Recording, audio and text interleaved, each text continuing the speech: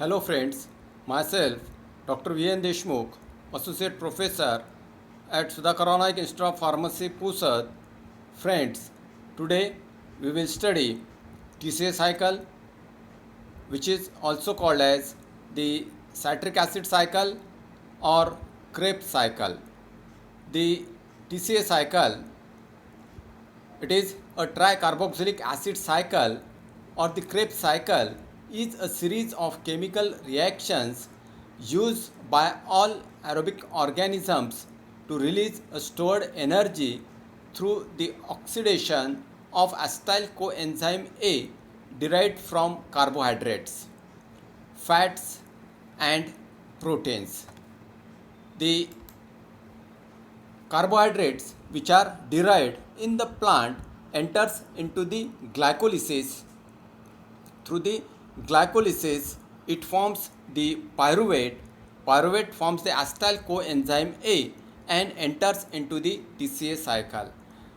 The glycolysis and TCA cycle, it is a central pathway for the biosynthesis of different secondary metabolites. The components which are formed during the glycolysis and TCA cycle, they are used as a precursor for the biosynthesis of the secondary metabolites. Especially from TCA cycle, the amino acids, they are biosynthesized in plants, and these amino acids can be used for the biosynthesis of different secondary metabolites in the plants. So these secondary metabolites, they are formed by the cyclic acid pathway or by the other pathways in case of the plants. So friends, let us start with the Krebs cycle or TCA cycle. So in this case, as we already discussed, that is the pyruvate, which is the end product of the glycolysis with the acetyl coenzyme A, enters into the TCA cycle and forms the citrate. That is one of the component which is formed during the TCA cycle, and this citrate, it is used for the biosynthesis of fatty acids. Then the alpha ketoglutarate, again one of the precursor which is used for the biosynthesis of glutamate. From the glutamate, the biosynthesis of other amino acids and the purines takes place. From succinyl coenzyme A, the biosynthesis of the porphyrins, heme and chlorophyll takes place. From oxaloacetate, biosynthesis of the aspartate, other amino acids, purines and pyrimidines get biosynthesized.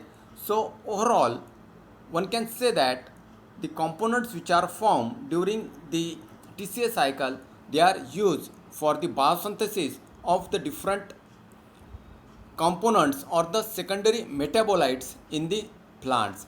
So let us study the TCA cycle or the citric acid cycle or the Krebs cycle. The citric acid cycle is the final common pathway for the oxidation of fuel molecules, amino acids, fatty acids and carbohydrates. So in this case, the oxidation of the fuel molecules such as the amino acids, fatty acids and carbohydrates, they get oxidized. Most fuel molecules enter the Krebs cycle as an acetyl coenzyme A.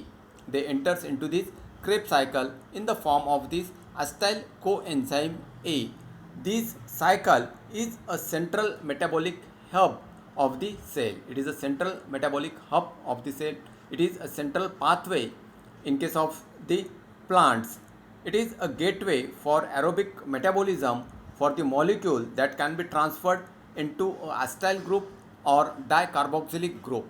So it is the gateway to aerobic metabolism of the any molecule that can be transferred into a acetyl group or dicarboxylic group. It is also an important source of the precursor for the building block. It is an important source of the precursors which are used for the biosynthesis of the secondary metabolites. They are obtained or they are formed from the TCA cycle. It is also known as Krebs cycle, tricarboxylic acid cycle. The citric acid cycle oxidizes 2 carbon units. In this case, the oxidation of the 2 carbon unit takes place. Entry of the cycle and the metabolism through it are controlled. The entry to the cycle and metabolism through it are controlled. The cycles is a source of biosynthetic precursor, and it is a huge source of the biosynthetic precursor. The different secondary metabolites they get biosynthesized, or these components which are formed during the TCA cycle they acts as an precursor. Overview of the citric acid cycle. The function of this cycle is the harvesting of high energy electrons from the carbon fuels. It causes the harvesting of the high energy electrons from the carbon fuels. Then the cycle itself neither generate ATP nor includes oxygen as an reactant. The cycle does not generate the ATP or it does not include the oxygen as an reactant. Instead, it removes electron from the acetyl coenzyme A and use them to form NADH and FADH2. So, it removes the electron from acetyl coenzyme A and use them to form NADH and FADH2, which are the high energy electron carriers. In oxidative phosphorylation, electrons from the reoxidation of NADH and FADH2 flow through a series of the membrane protein, that is through the electron transport chain, to generate the proton gradient. These protons then flow back through ATP synthase to generate ATP from ADP and inorganic phosphate. Oxygen is the final electron acceptor at the end of electron transport chain. Oxygen is the final electron acceptor at the end of the electron transport chain. Fuel of the citric acid cycle, it is the acetyl coenzyme A. It is the acetyl coenzyme A which initiates the cycle. So this is the structure of the acetyl coenzyme A, which is a fuel for the citric acid cycle which initiates the cycle. So the irreversible process, that is the glucose get converted to the pyruvate, it is a reversible one. When needed, the plant can again prepare the glucose from the pyruvate, and the pyruvate is prepared from the glucose by the process of glycolysis. Then from the pyruvate, the formation of acetyl coenzyme A takes place, that is the pyruvate dehydrogenase complex, and it is a irreversible step. It is a key irreversible step in the metabolism of the glucose. From the acetyl coenzyme A, biosynthesis of the lipids will take place. It is again the reversible process. From the lipids, again the biosynthesis of the acetyl coenzyme A may takes place, and the carbon dioxide which is formed, it is used during the metabolism. So in this case, that is the central pathway is the glycolysis, that is the glucose to pyruvate and pyruvate to the TCA cycle through the acetyl coenzyme A. So from the glycolysis, the pyruvate is obtained. And with the formation of acetyl coenzyme A, it will enter into the TCA cycle. Oxaloacetate is the acceptor of the acetyl coenzyme A. The acetyl coenzyme A, it is a 2 carbon molecule joins with the oxaloacetate. It joins with this oxaloacetate, that is a 4 carbon molecule, to form a citrate, that is a 6 carbon molecule. The reaction, it is catalyzed by the citrate synthetase. It is catalyzed by the enzyme citrate synthetase. From this citrate, that is formation of the isocitrate takes place. It is an isomer of the citrate, and it is catalyzed by the enzyme aconitase. It is catalyzed by the enzyme aconitase. Citrate get converted to isocitrate, which is a isomer of the citrate.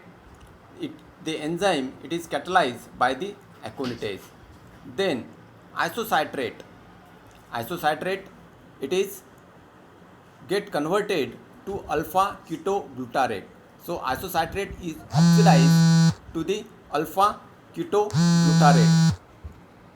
isocitrate is the isocitrate, it is converted to alpha ketoglutarate. The enzyme which catalyzes this reaction, that is the isocitrate dehydrogenase. So isocitrate is oxidized to alpha ketoglutarate, a 5 carbon molecule, which result in a release of carbon dioxide. In this case, the carbon dioxide is released, the NADH and the hydrogen ions and the carbon dioxide is released from the NADH, and the formation of the alpha ketoglutarate takes place. The enzyme responsible for the catalyzing this step is the isocitrate dehydrogenase. This is a rate limiting step, as the isocitrate dehydrogenase is and the controlled enzyme. It is an allostereocally controlled enzyme. Then this alpha ketoglutarate get converted to succinyl coenzyme A. Alpha ketoglutarate is oxidized to form a 4 carbon molecule. This binds to coenzyme A, forming a succinyl coenzyme A. It will form the, from the alpha ketoglutarate formation of the succinyl coenzyme A, a second molecule of NADH is produced alongside a second molecule of carbon dioxide. So here the second molecule of the carbon dioxide is produced, second molecule of NADH is produced, and the hydrogen ions, they are formed in this step. So in this way the formation of the succinyl coenzyme A takes place. Then from this succinyl coenzyme A converted to succinate. This succinyl coenzyme A get converted to succinate. So succinyl coenzyme A to succinate, that is the 4 carbon molecule, and 1 GTP molecule is produced. And in this case the 1 GTP molecule is produced. The enzyme, the entire reaction, it is catalyzed by the enzyme, that is succinyl coenzyme A synthetase. The coenzyme A is removed. Then from the succinate is converted to the fumarate. Succinate is converted to the fumarate. Again here the formation of FADH2 takes place. The enzyme which catalyzes this reaction, it is the succinyl dehydrogenase. The enzyme is succinyl dehydrogenase. So the succinate is converted to fumarate, that is the 4 carbon molecule, and a molecule of FADH2 is produced. From the fumarate is converted to malate. The fumarate is converted to the malate. Malate is again 4 carbon molecule, and the enzyme, it is catalyzed by the fumarase. It is catalyzed, the reaction of the conversion of the fumarate to the malate, it is catalyzed by the fumarase. Then from the malate, formation of again the oxaloacetate, that is the acetyl coenzyme A receiver will form, and it is catalyzed by the enzyme malate dehydrogenase. So the malate is converted to oxaloacetate. The third molecule of NADH is produced. The third molecule of the NADH is produced in this reaction. Again the oxaloacetate will receive the acetyl coenzyme A and get converted to citrate. The enzyme is citrate synthetase. So in this way the total reaction is continue. The alpha ketoglutarate which is formed, it is utilized as an precursor for the biosynthesis of the different components during this process. So if you observe here, the net output of the TCA cycle, in each cycle it produces 2 molecules of carbon dioxide, 3 molecules of NADH, 3 hydrogen ions, 1 molecule of FADH, and 1 molecule of GTP. Each molecule of the glucose produces 2 molecules of pyruvate, which in turn produce 2 molecules of acetyl coenzyme A. Therefore each molecule of glucose produces double of this. So each molecule will produce double of this. So this is the net output of the TCA cycle. So the control of the TCA cycle, that is the pyruvate to the acetyl coenzyme A to the citrate, isocitrate, alpha ketoglutarate, succinyl, coenzyme A, succinate, fumarate, malate, and oxaloacetate. So these pyruvate to acetyl coenzyme A regulate primarily by ATP and NADPH concentration. The control points, they are the isocitrate dehydrogenase and alpha ketoglutarate dehydrogenase. And in case of the bacteria, it is the citrate synthetase. So in this way, these are the controls of the TCA cycle.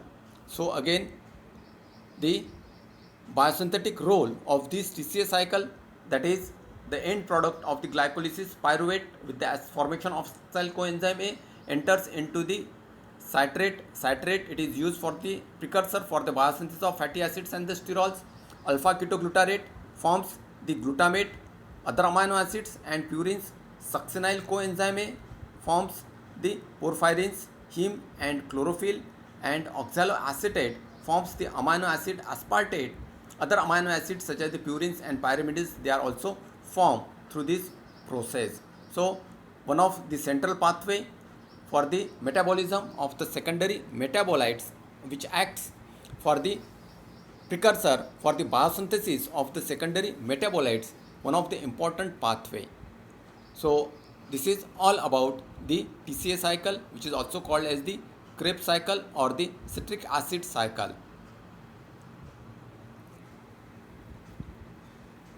Thank you very much.